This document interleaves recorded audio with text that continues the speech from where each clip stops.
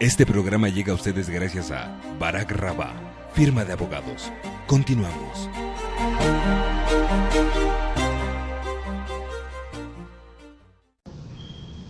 Hola, ¿qué tal? Y bienvenidos de nueva cuenta a Barak Rabá, el podcast. El día de hoy tenemos un invitado muy especial, como todos los invitados que vamos a tener a lo largo de esta primera temporada. Un amigo de la casa, un amigo de verdad entrañable, que proyectos anteriores me han permitido conocerlo y considerarle hoy amigo. Rafael Zatara, ¿cómo estás? ¿Cómo estás, hermanito? No, pues feliz aquí. Un gusto de verdad tenerte por acá. Digo, temas de agenda no lo habíamos podido coordinar, también temas de esta ciudad tan caótica en la que vivimos, pero bueno, ya estamos aquí. ¿Cómo estás el día de hoy? Muy bien, amigo, muy contento, honrado con tu deferencia de poderme invitar aquí a ahora el podcast de tu firma, la cual admiro sobremanera a todos los integrantes.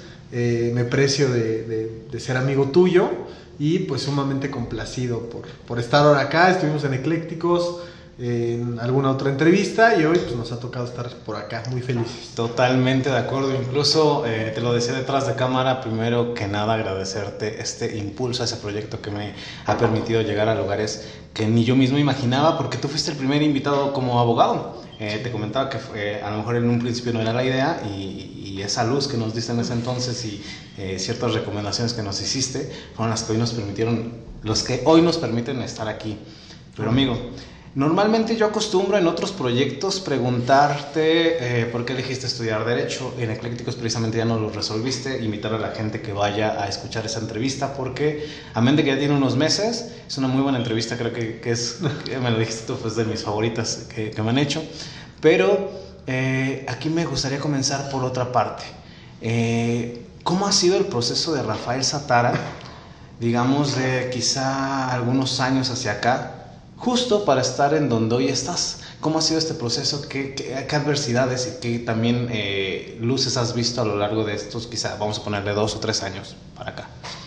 Pues mira, es una pregunta muy interesante, ¿no? Yo creo que el poder destacar en un gremio tan complicado como lo es el jurídico, un gremio que además en algunas ocasiones pues hay muchas envidias de por medio, hay mucha grilla, los abogados somos terribles, ¿no?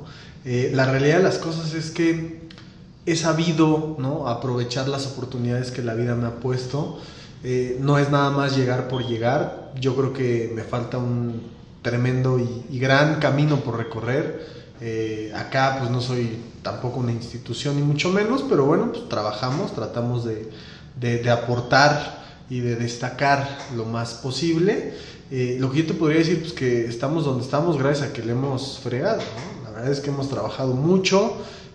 Yo pues detrás no tengo una firma enorme, ¿no? O un apellido que digas, bueno, ahí está el despacho y pues ya atiende a tus clientes de alto impacto, ¿no? A mí, mis padres pues me heredaron un estudio, me heredaron valores, me heredaron ganas de salir adelante, ganas de estudiar, ganas de trabajar, y ese es el común denominador que yo aplico día a día en mi práctica profesional. Yo te podría decir que de 2 a 3 años para acá ha sido circunstancialmente el cambio, ¿no?, de ser pues un abogado que trabaja en un despacho, si bien de renombre, por cierto, muy cerca de aquí, a ya llevar tú los asuntos, tener tu propia firma, ser tu propia marca personal y bueno, tratar de salir a chambear todos los días, ¿no? Yo te puedo decir que efectivamente, como lo refieres, de 2 a 3 años para acá me han pasado profesionalmente muchísimas cosas y me parecen las más trascendentales. Totalmente, incluso lo mencionábamos en otro episodio, me parece que fue en el de televisión, en aquel proyecto de Eclécticos, que somos hijos de la pandemia. En ese encierro fue donde a veces dicen por ahí, ¿no?, las ideas no te llegan, te interrumpen. A ti se te ocurre esa idea de empezar a hacer tus transmisiones, de empezar a compartir eso que amas de la teoría del delito, de la dogmática penal en Facebook, y es lo que también te permite irte haciendo un nombre. De ahí viene Secale, y de ahí vienen otros institutos que te empiezan a invitar. Pero ¿cómo fue para ti que te llegara esa idea? ¿Cómo fue ese proceso? Pues mira, la realidad de las cosas es que no lo piensas, ¿eh? O sea, yo creo que surge no con la intención de llegar a ser famoso o llegar a ser el non plus ultra o algo por el estilo. La realidad de las cosas es que efectivamente, como lo refieres, yo siempre he sido muy estudioso, ¿no?, del tema dogmático del derecho penal. Si bien soy abogado postulante, también soy un cuate que me gusta estudiar. Hace segundos antes de entrar a cuadro, bueno, platicábamos respecto a las clases y tal, y pues a mí me encanta dar clases. No por un tema económico, insisto, por un tema de amor al arte y de también retroalimentar, ¿no? Justo. Yo siempre lo diré en todos los foros, incluyendo donde he tenido la suerte, el privilegio de estar contigo, que la teoría del delito parte absolutamente todo. Entonces, la realidad es que, contestando a tu pregunta, ya son 2 años de la pandemia, efectivamente somos hijos de la pandemia. De pronto me pongo a pensar como que hace 2 años inició todo, hace 2 años literal, con la primera entrevista que me hicieron, o la primera conferencia virtual, porque en aquel entonces, ahorita ya de hecho tengo la siguiente semana, a la cual te invito, ojalá puedas ir. Claro que sí, es en Univer Ecatepec, conmemorando el Día del Abogado. Pero bueno, en aquel entonces, por el tema pandémico, pues estabas adentro de tu casa. Entonces, pues ¿qué hacías? O te ponías a jugar Gears of War o te ponías a buscar la papa, ¿no? La realidad es que, insisto, no lo hice con la intención de crear un canal o que en los juzgados te vean y tú eres el de presunción de inocencia y tal. La realidad es que no, fue más una cuestión como de, bueno, pues voy a subir un video. Y de ahí pues me empezaron a invitar. Y gracias a Dios te puedo decir que en gran medida, que ya platicaremos más adelante, primicia, nunca he platicado de esto. Buenísimo. Ya sabes de qué tema, llegaran asuntos, pues ya no por un tema de, pues es el que da conferencias o tal, o trabajó en tal despacho, ¿no? No, ya un asunto bravo, mediático, complicado, y que te tocara hacer la cabeza, pues evidentemente que si bien no estás preparado para eso, ¿no? Pero bueno, tratas, ¿no?, con las herramientas que ya tienes, de poderte defender en la medida de lo posible. Justo es por donde me gustaría llevar la charla del día de hoy, mi querido Rafa, por el manejo de esos asuntos mediáticos que, bueno, tenemos una muy buena lista de los cuales podríamos hablar. Yo creo que serían 3, 4, 5 episodios, una temporada contigo, si nos aventáramos de eso.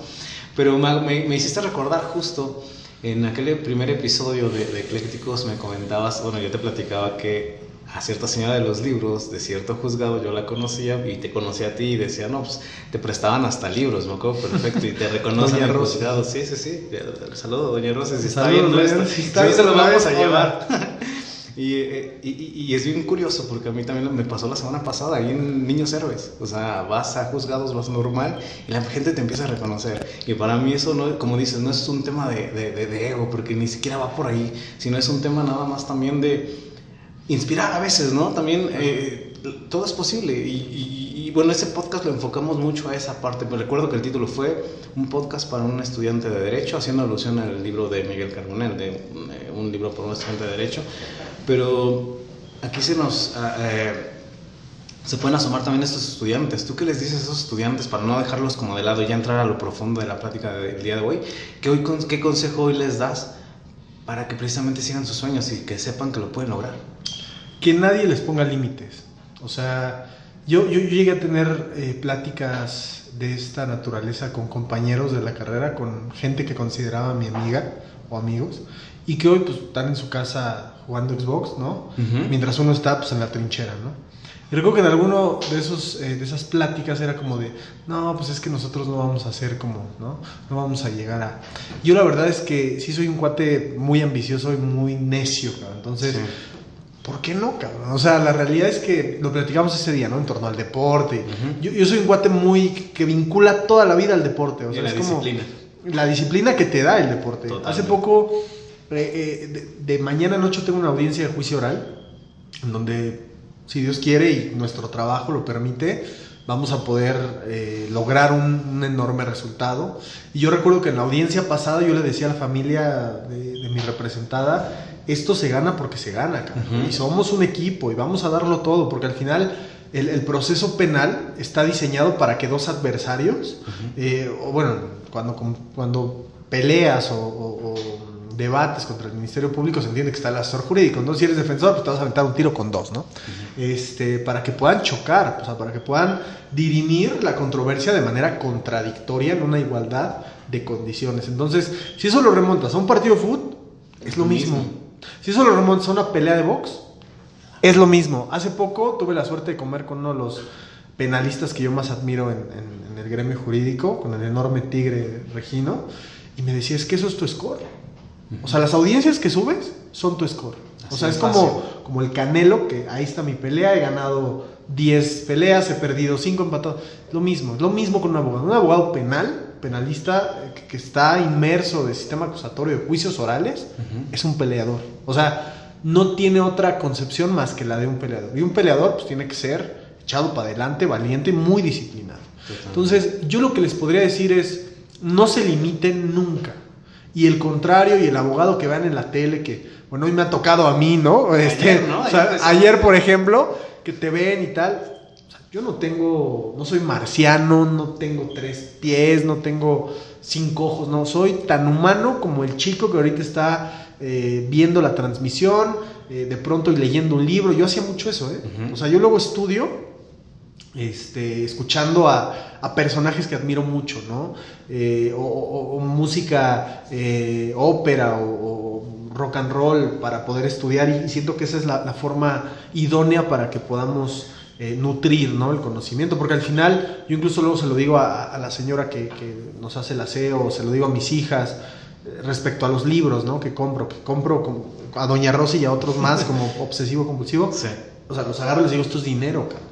Esto es dinero. No porque el dinero sea lo más importante, pero evidentemente que en este gremio que es peculiar, pues el dinero tiene que ver directamente con si eres bueno o no, cabrón. O sea, esa es la realidad. O sea, de pronto, y tampoco es una regla general. Hace poco platicaba incluso respecto a la imagen y demás. La realidad es que me ha tocado conocer y contender con algunos abogados que se ven muy bien, que no tienen idea de nada. O sea, que no se molestan a agarrar un libro o el código o verdaderamente entrar a una audiencia, a ver cómo es una audiencia, ¿sabes? Y me ha tocado con otros que de pronto no se ven tan bien, pero son unos leones, cabrón. O sea, las apariencias aquí engañan, ¿no? Entonces, y cañón. Entonces yo lo que les podría decir a ese joven que está ahorita en su cuarto leyendo, viendo este podcast, que no se limite nunca y que busque el techo más alto, más alto, más alto, más alto. Totalmente. Incluso al dirigir esta firma en Ciudad de México, te cuento que uno de los paradigmas que rompí fuertemente fue el de quien no vive para servir, no sirve para vivir. Cuando eso lo traduces a la abogacía, y tú me lo dijiste en ese episodio, es que el dinero no es importante, sino él va a venir por consecuencia inminente de tu trabajo y de tu devoración de libros, ¿no? Me lo dijiste incluso creo que fuera de cámara. Tienes toda la razón. Pero cuando abandonamos esa parte por la que quizá muchas veces sentimos, porque ni siquiera es así, que nos entrenaron por 5 años para eso, para el aspecto económico, porque me acuerdo que por ahí lo llevamos el tema, ¿no? De que muchos se van al servicio público y a lo seguro, cuando la abogacía, y más en materia penal, yo creo que cualquiera, es muy gitana, y tú lo sabes. Sin duda. Pero cuando sueltas esa parte, que aquí el aprender a soltar es un tema de inteligencia emocional que también se tocó en ese episodio, se vuelve más fácil y eres más laxo contigo mismo. No sé si compartes. O sea, cuando sueltas esa parte económica, como que por consecuencia viene a ti inminentemente, ¿no? Sin duda alguna. O sea, volvemos a tocar esa parte, ¿no? O sea, tienes el típico compañero que entra de meritorio al juzgado federal, ¿no? Evidentemente que el sueldo en un juzgado federal es un sueldo muy decoroso, ¿no? Se entiende que por un tema de políticas públicas, un tema de política criminal, se entiende que los servidores públicos que sirven en un juzgado pues tienen que tener un sueldo elevado. ¿Para qué? Para que no haya un tema de corrupción. Naturalmente que un juzgado federal pues todavía más, ¿no? Generalmente pues se van, como dices, se me ocurrió el tema del meritorio, ¿no? Pero puede ser un cuate que trabaja en una agencia del Ministerio Público o el que entró al despacho corporativo que pagan muy bien, ¿no? Y ya se olvidan de la escuela, ¿no? Platicaba hace poco con una colega respecto a estos grandes despachos a los cuales respeto sobremanera. Tampoco es que los conozca tanto, o sea, yo me sacas un poco el tema de penal y me pierdo un poco, lo soy honesto. O sea, a mí como que esta parte de que la firma tal, como que estoy muy desorientado con eso, salvo el tema penal, ¿no?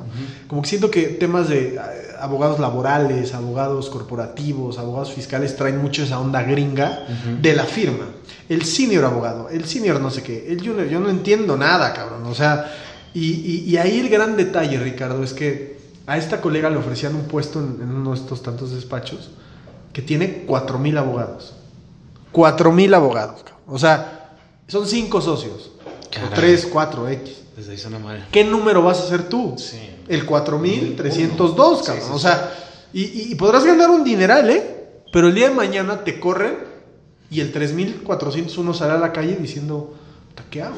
¿No? Totalmente. Entonces, gran parte, o lo que yo podría decirle a estos muchachos, y lo cual es válido si se van a ese despacho y qué fregón, pero a mí sí me gusta ser, si tú quieres, cabeza de ratón, que pelo de la cola de león, ¿no? Sí. Y hoy yo no creo ser cabeza de ratón, me parece que ya soy un animal un poco más grande, ¿no? Pero tampoco soy el rey de la selva, ¿no? Pero sí les aconsejaría echarle un poco a ponerse de portero, a pasantear, a lo que sea que vayan a hacer, porque eventualmente, si tú trabajas bien, los resultados van a llegar solitos, solitos. De pronto yo tengo 31 años, cuando lo de la pandemia 29 años, tenía 28.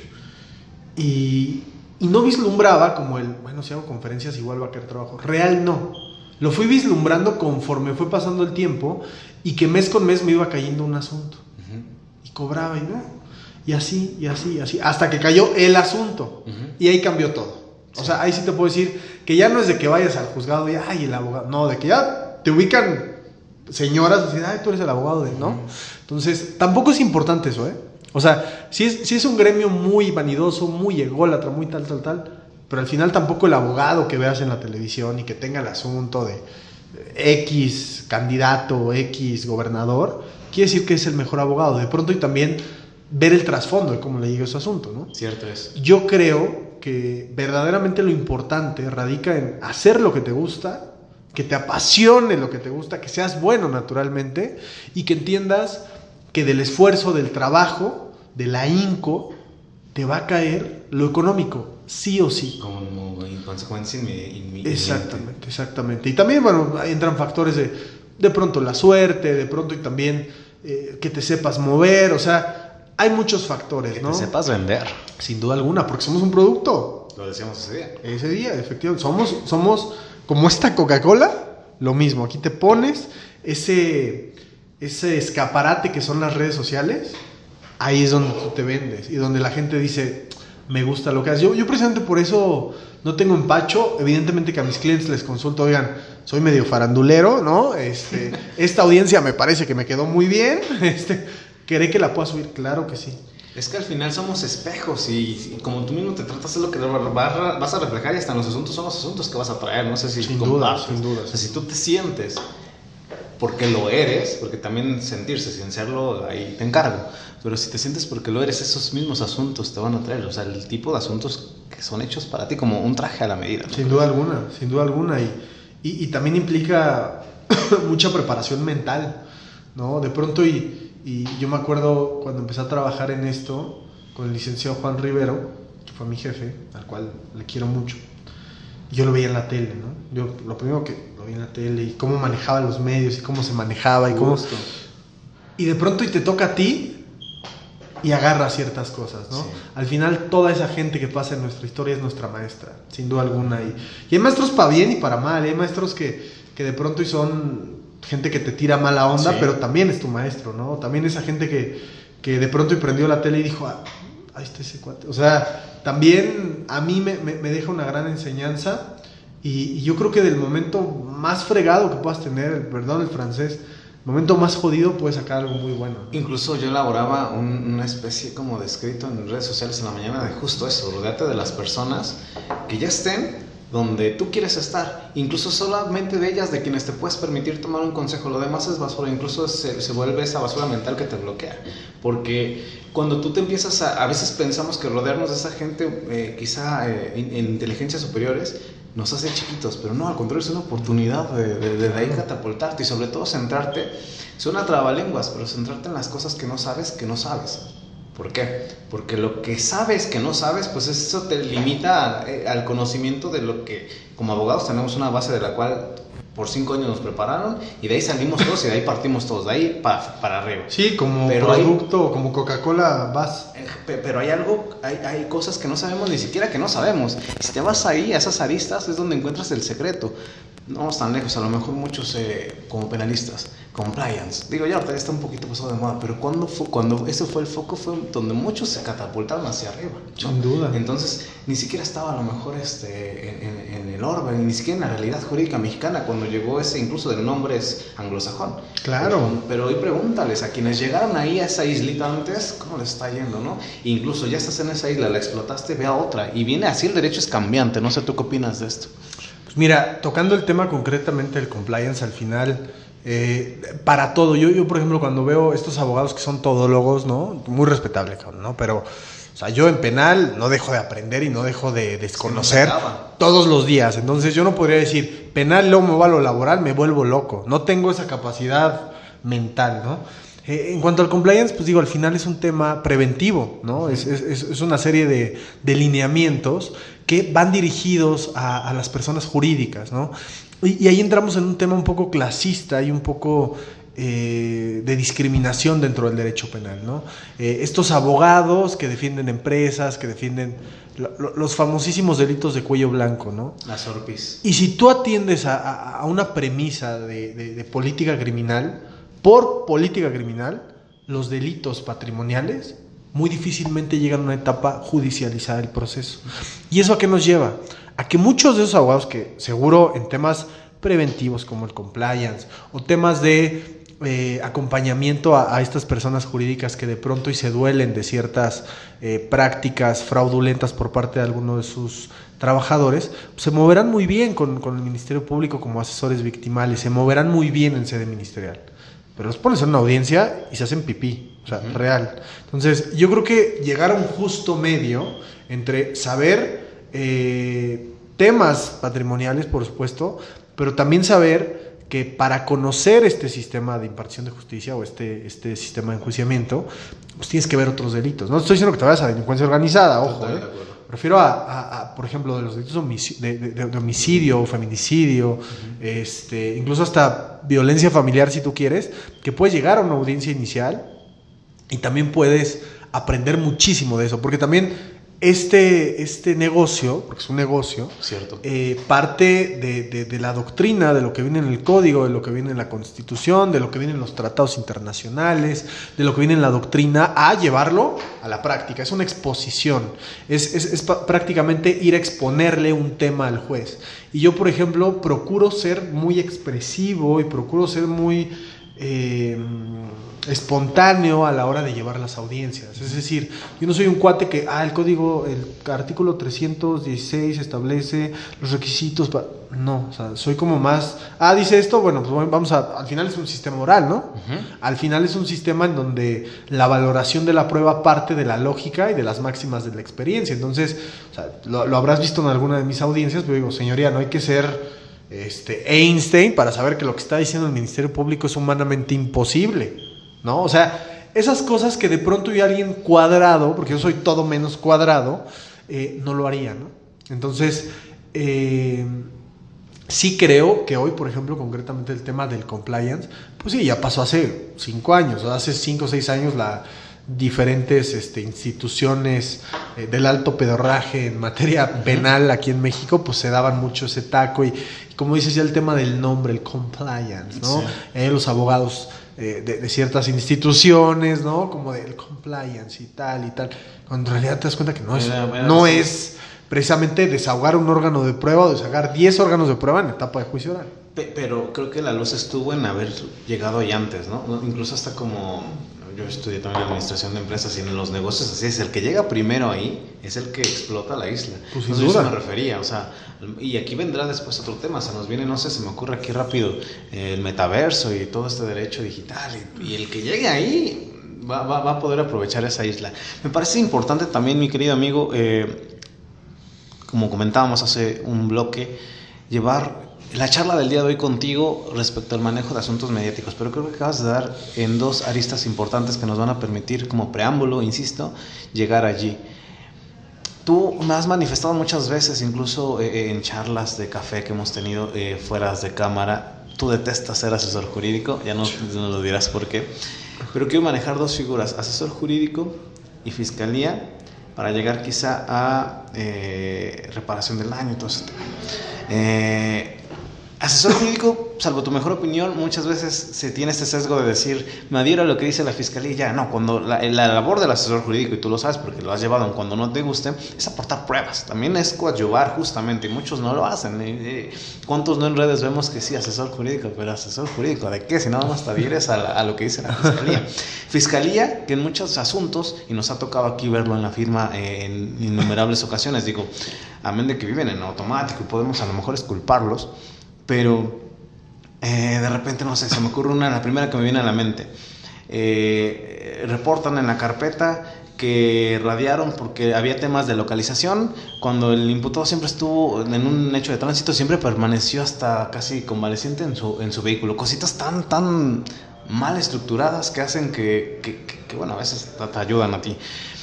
¿Tú cómo ves esas dos partes técnicas de un proceso penal? Tu opinión concreta. Asesor jurídico, elabóranos un poquito más de eso. Y la realidad de hoy de las fiscalías, que de verdad te encuentras cada cosa, que digo, a veces como penalistas nos benefician, pero dices, caray, ¿en qué realidad estamos? Efectivamente, odio ser asesor. Realmente yo me identifico más siendo defensor. No digo que no, digo, el asunto que a mí me catapultó pues fue de una asesoría jurídica, ¿no? Tampoco voy a patear el pesebre, ¿no?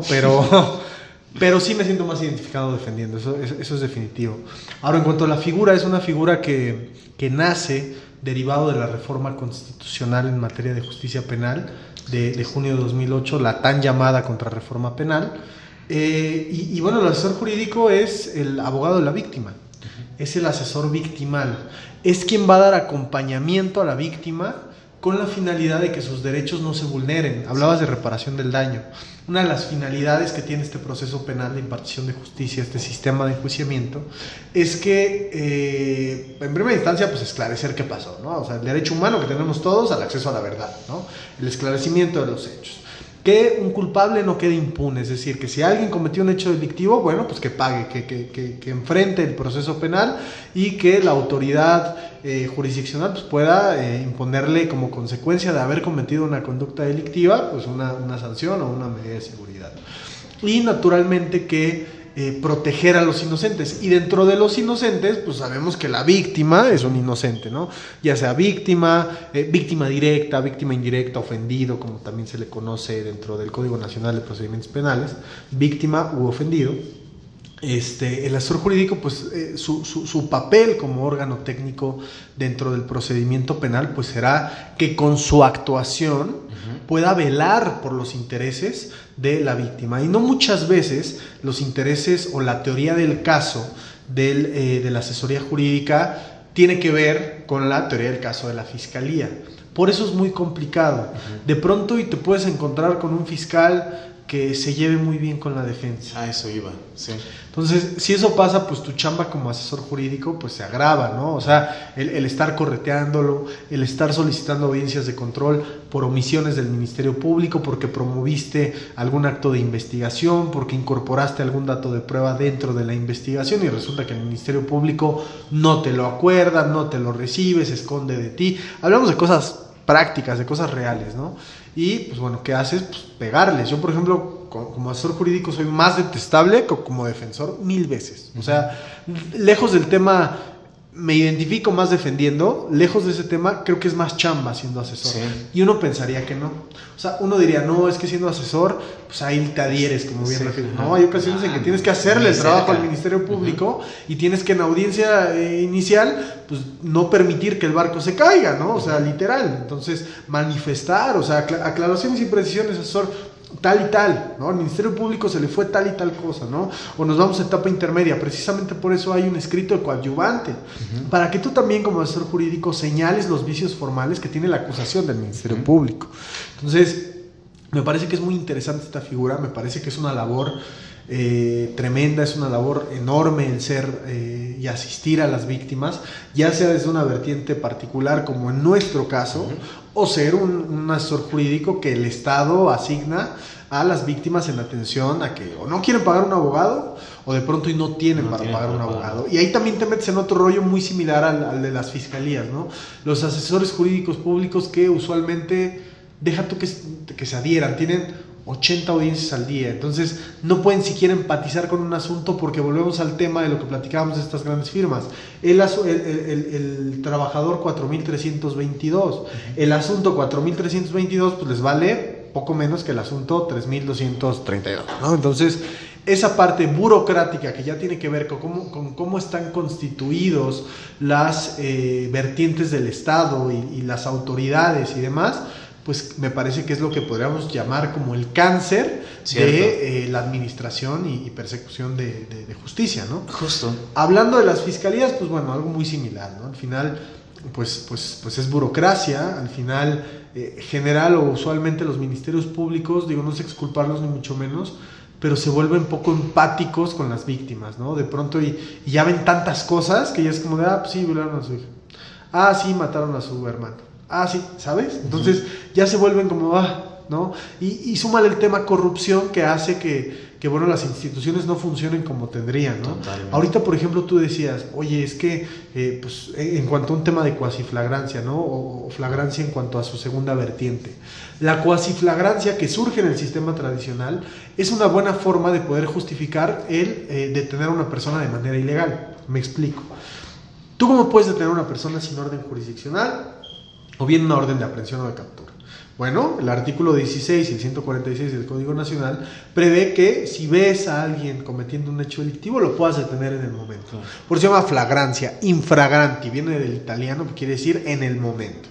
Entonces, el primer supuesto que establece la primera fracción del artículo 146 de la Codificación Adjetiva Nacional prevé que te detengan en el momento de estar cometiendo el delito. Eso es válido, cabrón. Eso me queda claro que es justo, legal y privilegia el principio de legalidad que rige el sistema acusatorio. Luego entonces ya te metes en el segundo supuesto, la segunda variante de la flagrancia, ¿no? Que se ha detenido inmediatamente después de haber cometido el hecho con apariencia de delito. ¿Y eso qué quiere decir? Que el fulanito llegó, despojó, se echó a correr y fue sorprendido por los sentidos, elemento objetivo del tipo penal, fue perseguido material e ininterrumpidamente. Primer supuesto. Que sea perseguido material e ininterrumpidamente. Y hay diversos criterios de la Corte, muchísimas jurisprudencias que hablan de qué se entiende por persecución material ininterrumpida, ¿no? Y luego está el más terrible de las vertientes de la flagrancia, el señalamiento. ¿Y eso a qué nos lleva? A que si me cae gorda aquí Pau, diga, pues ella me tocó el pene. La señalo, me acaba de tocar el pene, cabrón. O sea, no tengo ninguna prueba, cabrón. O sea, no hay aquí en Barak Raba, amiga, date cuenta, cámaras que puedan cerciorarse de que la señorita me tocó el pene. Pero ya la estoy señalando. Y eso ya es más que suficiente para que llegue un policía y le diga, señorita, acompáñenos a la fiscalía. Entonces, ese señalamiento nos lleva a un escenario violentador de derechos fundamentales, de principios jurídico-penales que deberían de regir el proceso penal. Entonces, incluso hasta para la emisión de una orden de captura, 3 elementos objetivos. Señalamiento de la víctima que obra en la carpeta. Volvemos al tema, me agarró el pene, ¿no? O sea, me violentó sexualmente. Y ahí nos remitimos al elemento subjetivo que requiere el tipo penal de hostigamiento sexual o de abuso sexual, que el elemento subjetivo está acá. Es decir, que crea placer en el sujeto activo el tocar o el realizar un acto lesivo. No el abuso sexual, porque el abuso sexual, el verbo núcleo ya es ejecutar un acto sexual u obligar al sujeto al sujeto pasivo a que presencie un acto sexual. Entonces, sí, es muy complicada esa parte, pero bueno, al final, atendiendo a tu ejemplo, ¿no? De pronto y en la carpeta de investigación refiere el Ministerio Público, es que hubo radio. Pruébamelo. Sí. O sea, la carga de la prueba es tuya, ¿cómo lo vas a probar?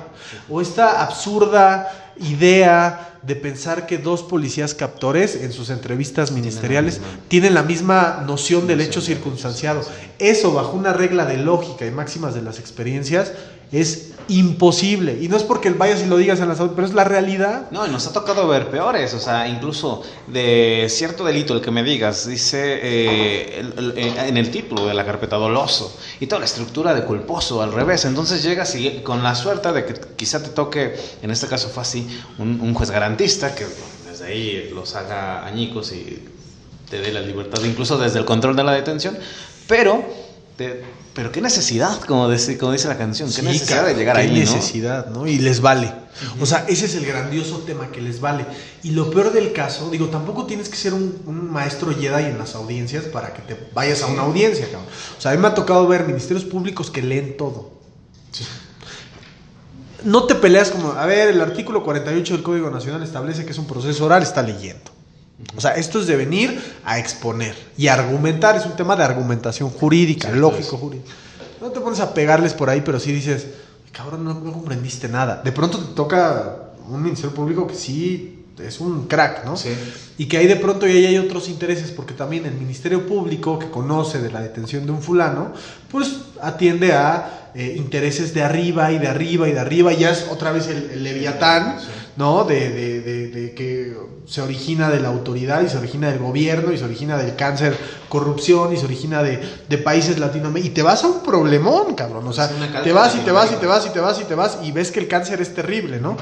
Yo lo que puedo aconsejar es, estudien perfectamente, tampoco se trata de comerte la carpeta, o sea, yo también creo que los años te dan la experiencia suficiente para saber dónde te vas a meter. O sea, yo lo que puedo decir o lo que puedo aconsejar es que estos 10 años, en sistema acusatorio 5 más o menos, ya de lleno como tal, me han dado esa experiencia, ese olfato goleador de saber dónde le voy a pegar. Sí.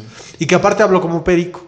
Y que además estudio temas de derecho penal, de teoría del delito, ahorita que decías, es que es doloso pero culposo, pero no entienden. Uh-huh. No entienden. O sea, no se toman el recato de saber cómo estructurar una conducta delictiva. Confunden nexo causal con medios de comisión, confunden con formas de intervención, grados de verdad lo hacen. Uh-huh. Ministerios públicos, cabrón. Platicaba con el maestro Rubén Quintino en un diplomado de Derecho Corporativo, lo tuvimos ahí. Yo le sugería, hablando de corporativo y justo de ese tema de compliance, volvernos a los orígenes. De hecho, contigo fue cuando sacamos esa primera conclusión en el podcast. Volver al origen. Un estudio dogmático, ¿qué te cuesta? Hacer un estudio dogmático para la fiscalía, por ejemplo, hacerlo y se les olvida, no lo hacen, él lo propone y incluso hasta por ahí se captura. Ricardo propone hacer esto y él lo elabora y lo elabora, pero mira. Claro, no, es que es un crack, es un científico del derecho penal, sí. Ese señor. Y esto es ciencia, al final, o sea, el determinar o el establecer de manera probable, a grado de razonabilidad, si se cometió un hecho delictivo o no, es un tema científico. O sea, y me parece que de pronto hay muchos ministerios públicos que no lo entienden. Hay muchos abogados penalistas que no son penalistas y que menos lo entienden, ¿no? Yo, muchos amigos, ¿no? Es que ¿por qué tiene el delito? Es que... Y se dicen abogados penalistas y van a las audiencias y dicen estupideces, cabrón. Uh-huh. O sea, y el verdaderamente leer desde el principio del tema, que es derecho penal, ¿no? Que desde mi punto de vista es la teoría del delito, la ciencia jurídico-penal. De ahí vas a partir, cabrón. De ahí vas a determinar y saber intuir si ese hecho con distingos penalmente relevantes lo es o no. Uh-huh. Y saber dónde entrar y dónde pegar señoría, por ejemplo, ¿no? Platicaba precisamente con el Tigre respecto a un quantum de la valoración probatoria. Eso ya se había hablado incluso por la teoría de la acción final. Y mexicanos incluso se pronunciaron en cuanto a hacer un quantum de la pena y demás, ¿no? ¿Esto qué nos quiere decir? Y sería interesante incluso comentarlo con Rubén, en el sentido de, son 50 pruebas, ¿no? O medios de prueba, órganos de prueba, datos de prueba.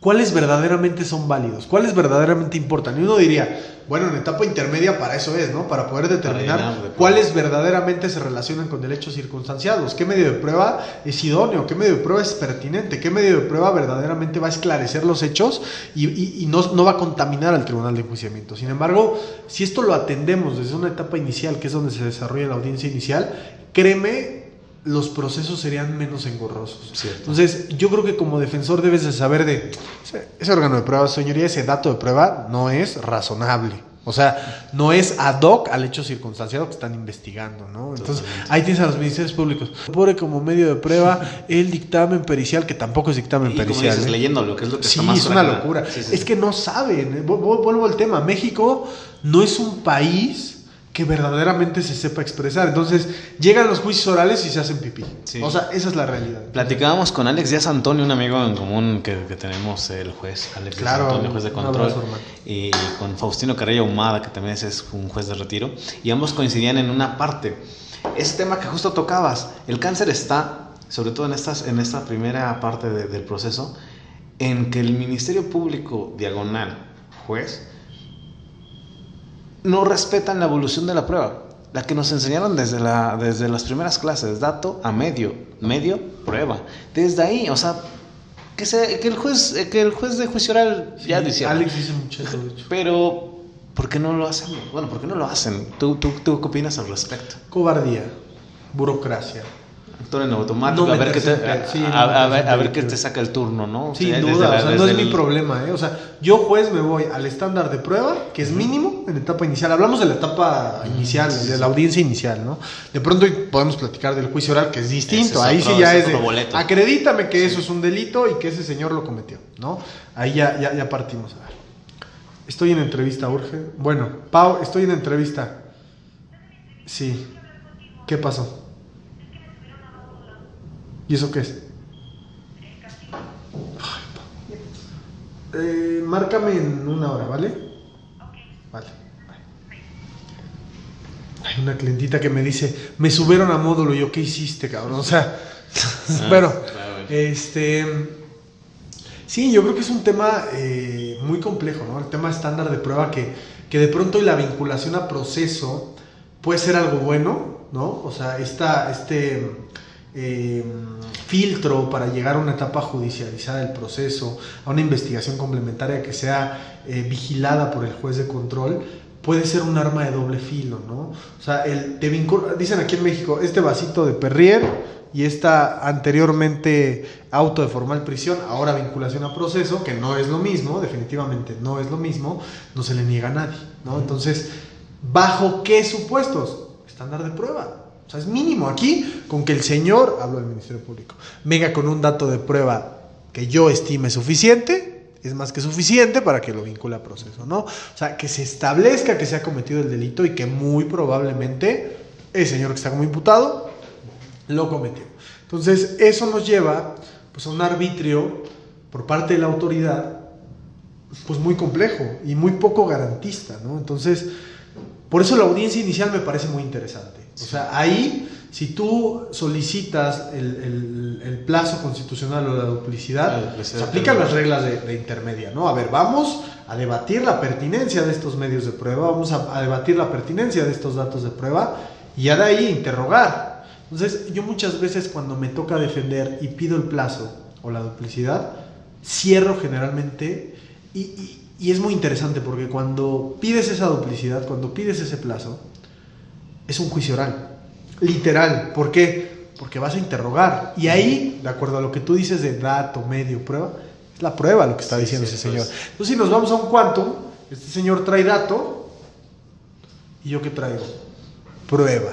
Yo incluso te diría hasta un poquito abajo, desde el control de la detención, si hay, Claro, si hay chance. claro, no si hay chance, desahogas órganos de prueba, por supuesto. O sea, la idea también es acabar con el asunto lo más rápido posible. Y si hay videos que cercioran que a Pau no la detuvieron como dicen que la detuvieron, vamos a desahogar los órganos de prueba y nos vamos a estándar de prueba, dato contra la prueba, ¿no? Y ahí es meternos en un tema, como dice Alex, como dice Faust, al final la fácil es dato de prueba mínimo, ¿no? Espérame, pero te están trayendo prueba, cabrón. O sea, aquí ya en una ponderación de la prueba, de la valoración prueba, pues si hay evidentemente un estándar mucho más alto que te está dando la defensa, ¿no? Cierto. Porque muy pocas veces los ministerios públicos desahogan órganos de prueba. O sea, eso es cuasi imposible, ¿no? O sea, ¿para quién es ese plazo constitucional?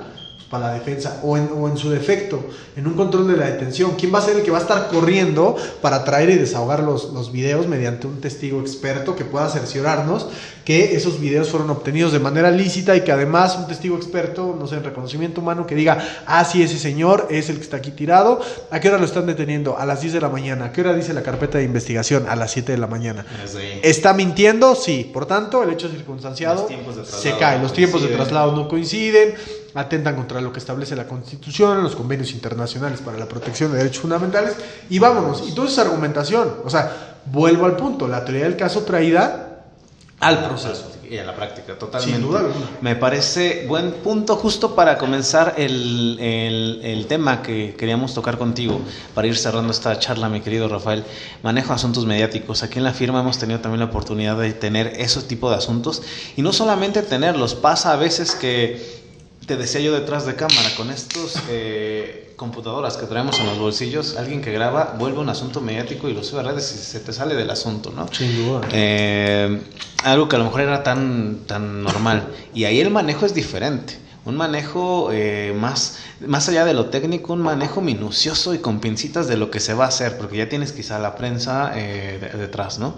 A ti te han tocado bastantes últimamente de ese tipo de asuntos mediáticos, te has vuelto famoso, vaya, por eso. ¿Y cómo ha sido para ti manejarlos, ese tipo de asuntos?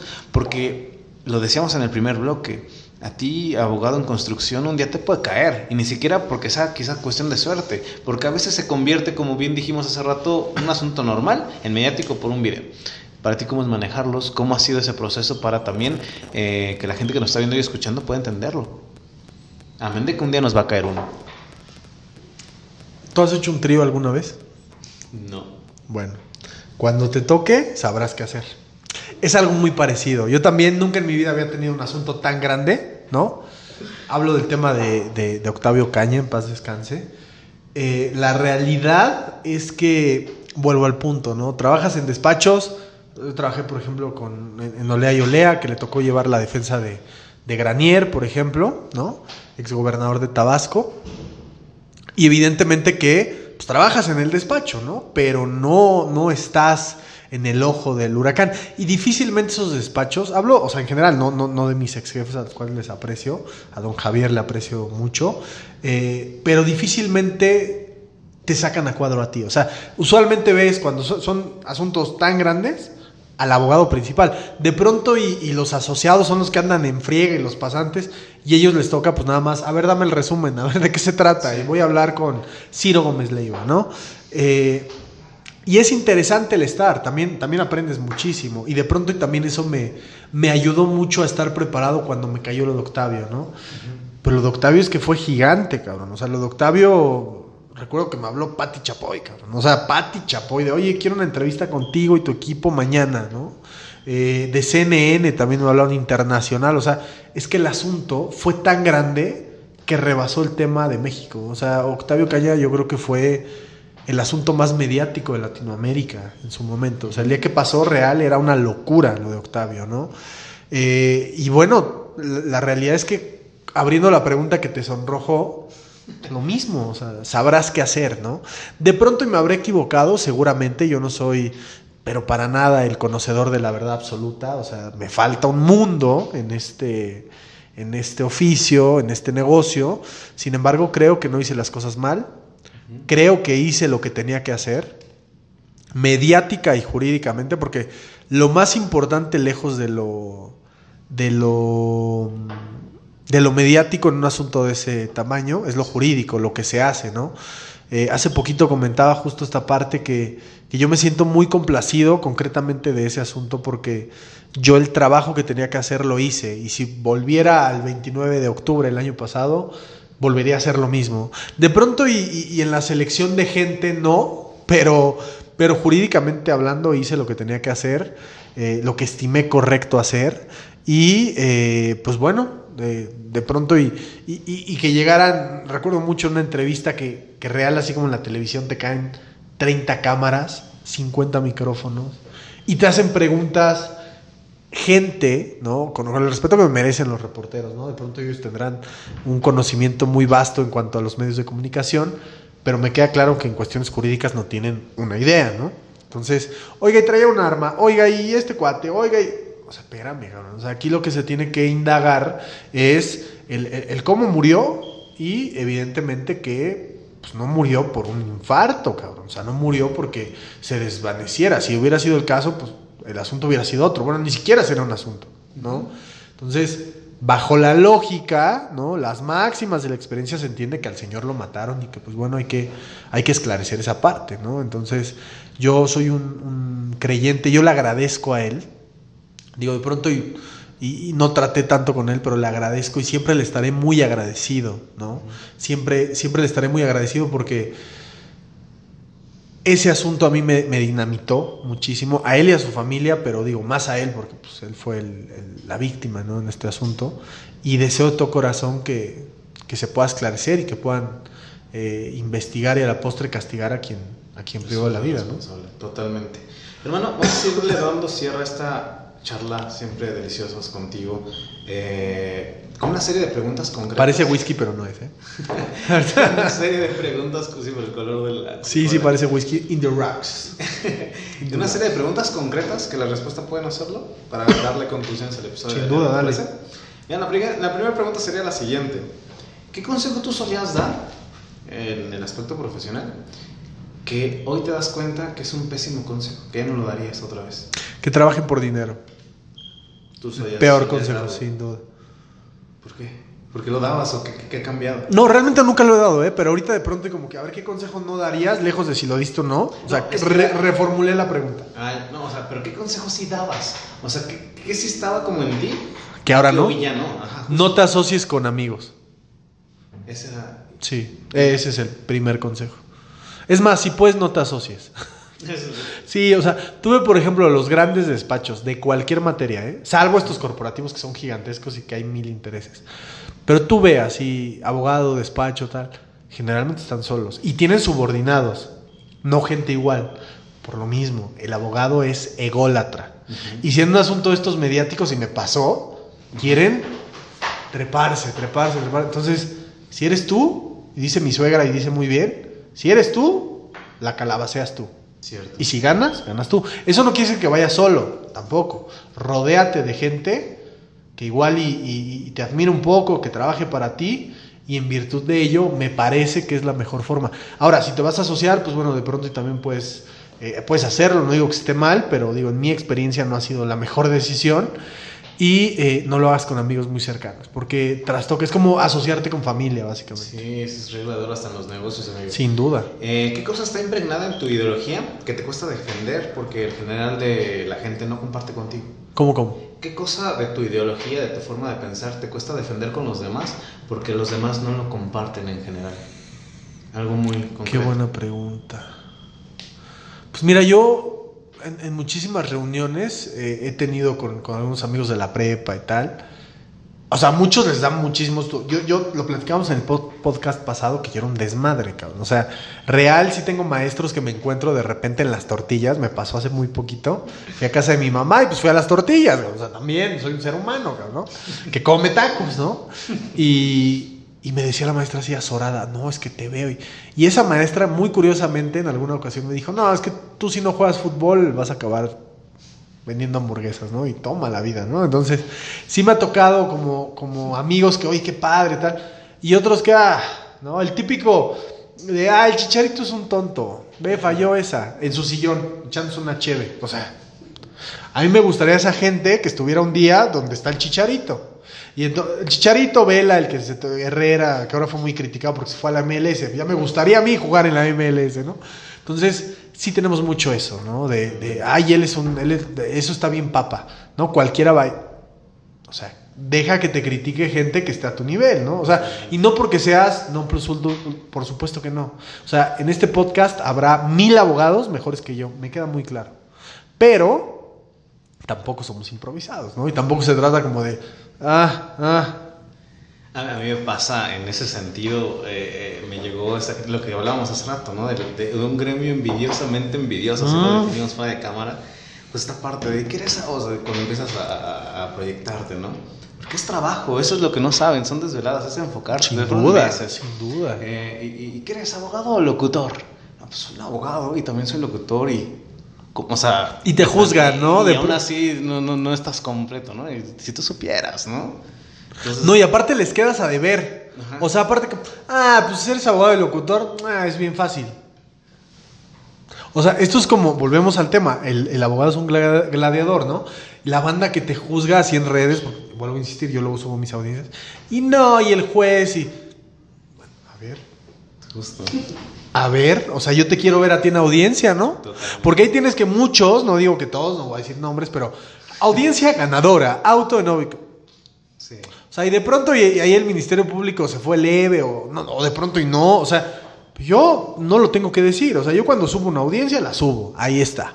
¿No? Entonces, y ahí tienes bueno, les quedas a deber. Sí, les quedas a deber y te quedas como... ¿Y tú? O sea, ¿y tú unas verdes, mano? ¿No? Totalmente. La siguiente pregunta, amigo. Yo creo que la anterior nos daba para otro podcast, pero bueno, ¿qué cosa la gente no sabe de ti que si lo supieran se sorprenderían? ¿Qué cosa de mí no saben? En el primer podcast mencionamos algunas. ¿Qué cosas la gente no sabe de mí que hoy les vas a decir y sientes que se sorprenderían? Ay, que se sorprenderían. Quizá, por ejemplo, ese día lo del fútbol para mí fue sorprendente. Le dije que le ibas a los Pumas, todo eso. Pero yo pienso que hoy gente que me sigue no le sorprende eso. O sea, que el deporte, que si no hubiera sido abogado, hubiera sido deportista, no creo que le sorprenda. Lo de los cómics que ya ves también se tocó. Pero ya de pronto, esa fue en el segunda. Es que debe de ser algo así. Ay, ¿qué será? Me cuesta mucho trabajo levantarme. ¿Eso? Actualmente, o sea, a mis 31 años me cuesta un mundo. Me levanto, pero me cuesta un mundo. Sí pasa, sí. No tienes idea, o sea, sí es un tema. En función de tu trayectoria, mi querido amigo, ¿cuál dirías que es la definición o fórmula del éxito? Es decir, ¿el éxito es esto más esto más esto? ¿O el éxito conceptualmente es esto? ¿Cuál para ti qué es el éxito? Fracaso, un corazón roto, soy un romántico, ya lo sé. El fracaso, un corazón roto y no tener un quinto. Eso, más eso. Es el éxito. A la postre, o sea, y que sepas, o sea, porque es fracaso, corazón roto, no tener un trinche peso, y posteriormente de la ecuación o de la premisa menor, ¿no? O sea, corazón roto, fracaso, no tener un quinto, premisa mayor, el ¿qué hago? ¿No? O sea, ¿qué hago? El tigre ahí está. O sea, y generalmente la gente, no generalmente, el ser humano, cuando enfrenta una situación de riesgo de vivir o morir, o corre o se queda, y yo creo que la ahínco, la voluntad de salir adelante, el orgullo, el amor propio, es la fórmula que a mí, al menos en mi mundito, que es chiquito. Me queda claro que en Suecia este podcast no lo van a ver, ¿no? O en China, ¿no? Pero en mi mundito a mí me ha funcionado para medianamente aportar un granito de arena. Tan es así que aquí me estás entrevistando. Cierto es, comparto contigo totalmente. ¿Cuál es la parte que menos te gusta de tu trabajo? Puta, la parte que menos me gusta de mi trabajo. La burocracia, quizá. No, de pronto y que no lo valoren. Eso me puede. No el tema económico, vuelvo a lo mismo. Sí. Tengo ahorita un cliente, yo creo que es el cliente más complicado que tengo, en todos los sentidos, ¿eh? O sea, en delito, en situación, en que está en chino, mandarín, y aparte él y su familia sienten que... nefastos, o sea, sienten que uno nomás va y pone su cara, literal.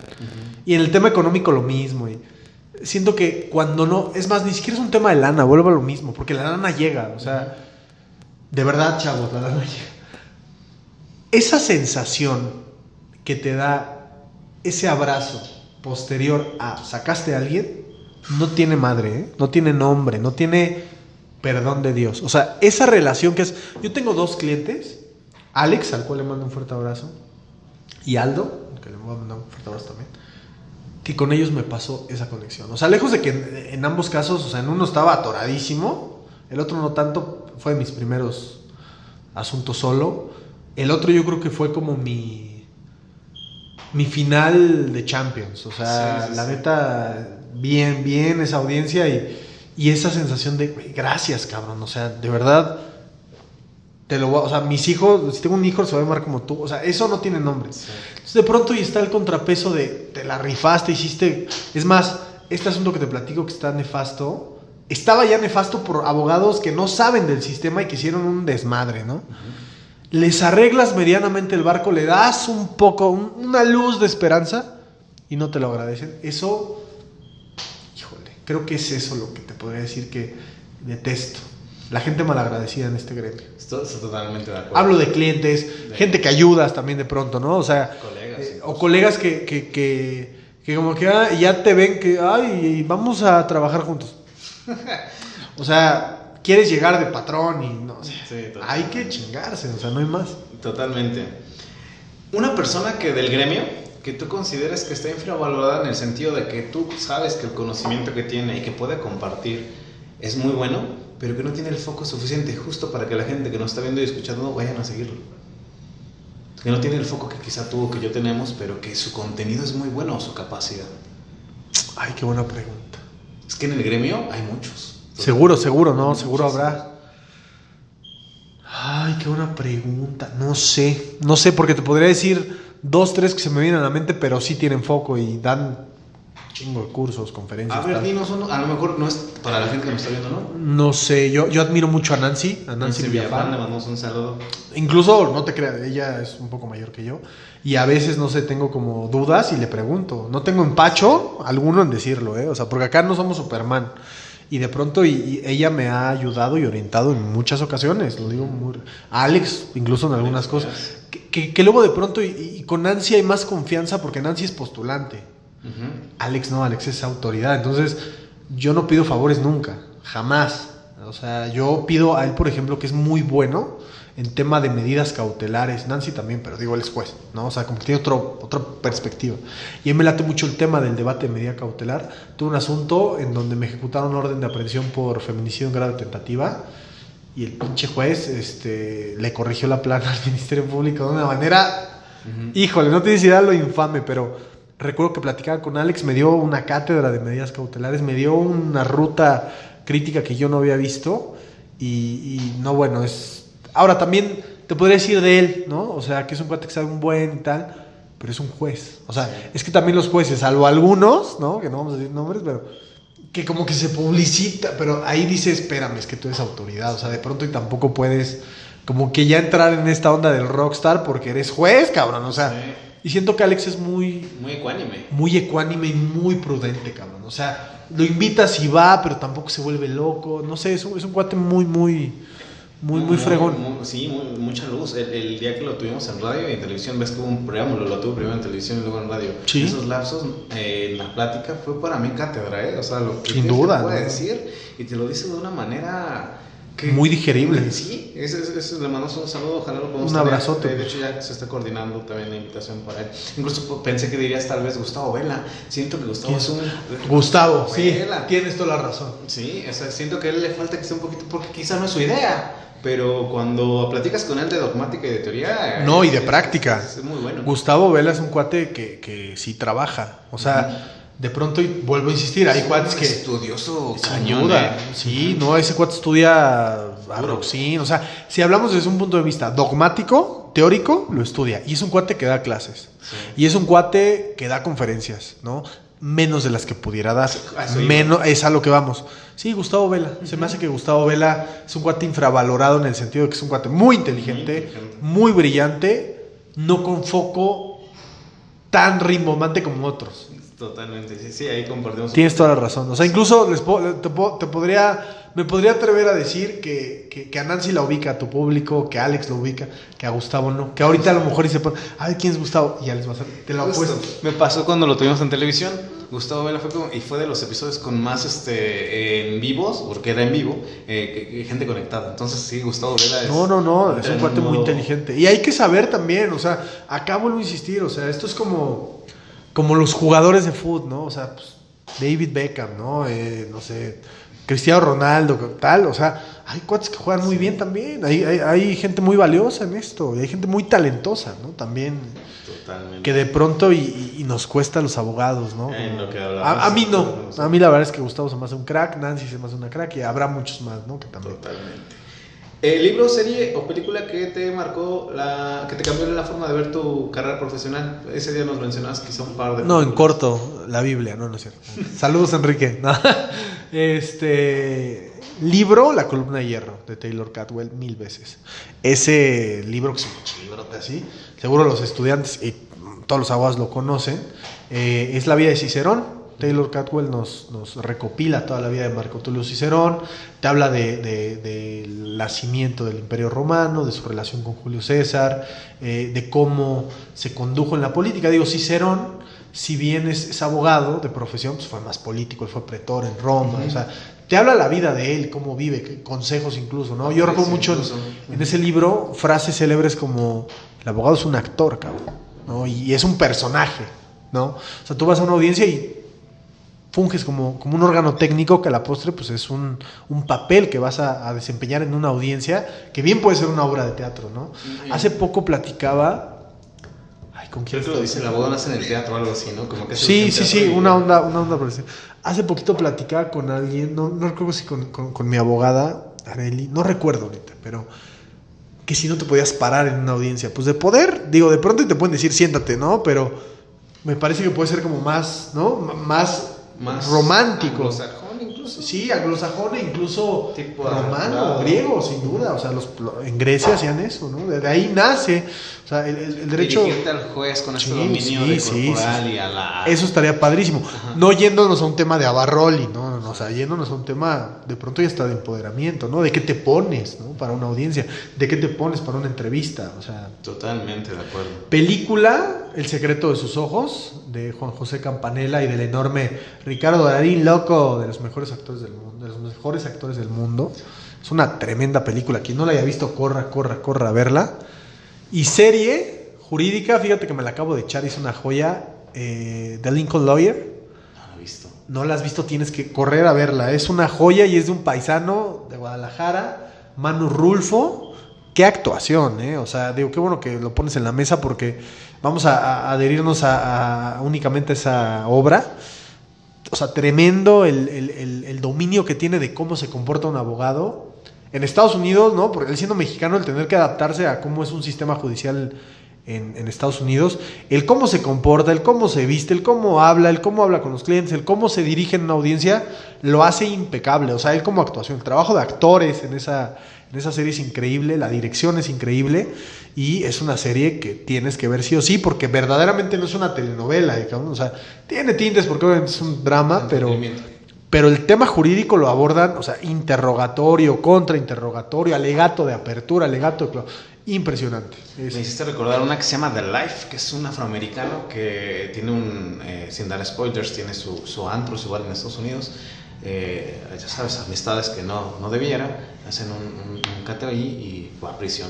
Él dentro estudia Derecho para poder defenderse y sale. O sea, el Goyo Cárdenas. Muy buena, esta serie me hizo recordar mucho.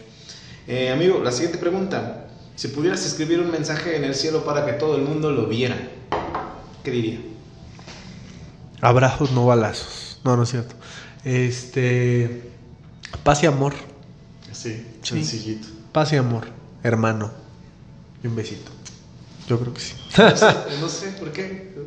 Pues porque lo va a ver, tienes la oportunidad de que todo el mundo necesitamos paz y amor en el mundo. O sea, hoy cuando la descomposición del tejido social está tan cañona, o sea, donde realmente ves cosas cada día más brutales, donde el humano se deshumaniza más, me parece que necesitamos mucha paz y mucho amor. Volver al origen. No fumo marihuana, lo digo de corazón. Llevo más de una hora preguntándote cosas, incluso contigo se cumple esa premisa, porque no solamente fue aquí, sino en el podcast original, en radio y televisión. ¿Hay alguna pregunta que te gustaría hacerme a mí? ¿Por qué yo? ¿Por qué tú? ¿Por qué yo? O sea, ¿por qué me invitaste a mí? ¿Por qué yo? ¿La primera vez te refieres o todas estas veces? Ajá.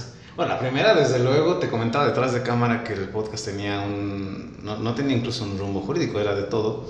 Y fue con amigos, es con los primeros que empiezas a armar proyectos. Y con ellos me costaba muchísimo trabajo cuadrar horas pues, en esa amistad, ¿no? Yo a ti te había visto por ahí, creo que en Secalé, precisamente, saludos a Luis Herón, tenías ahí la propaganda que incluso porque se dio en días, te mandé el mensaje, me dijiste sí, y creo que grabamos y el viernes tenías evento con Secalé. Justamente. Entonces contigo fue como muy fácil cuadrar, y desde ahí creo que nació una vibra muy muy padre que fue consecuencia para poderte invitar con más confianza a los otros.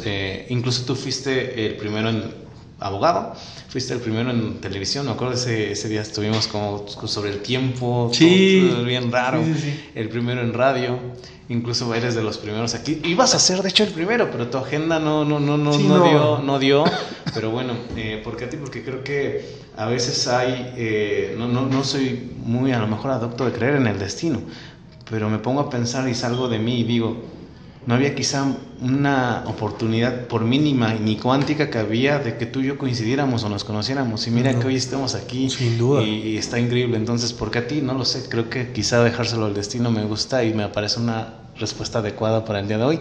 Y ya los años nos dirán el por qué. Extraordinaria pregunta. Ya casi un año de eso, ¿eh? Sí. Fue en septiembre, octubre la entrevista. Fue más o menos por ahí. Fue en octubre. Me has contactado finales de septiembre, ya para un año. Y ya los años nos dirán por qué fue, hermano. Pero yo creo que estoy seguro de eso. Andamos. Estoy seguro de eso. Hermano, pues antes de cerrar esta charla del día de hoy, un mensaje final, donde te pueden seguir, donde podemos contactarte y saber de ti.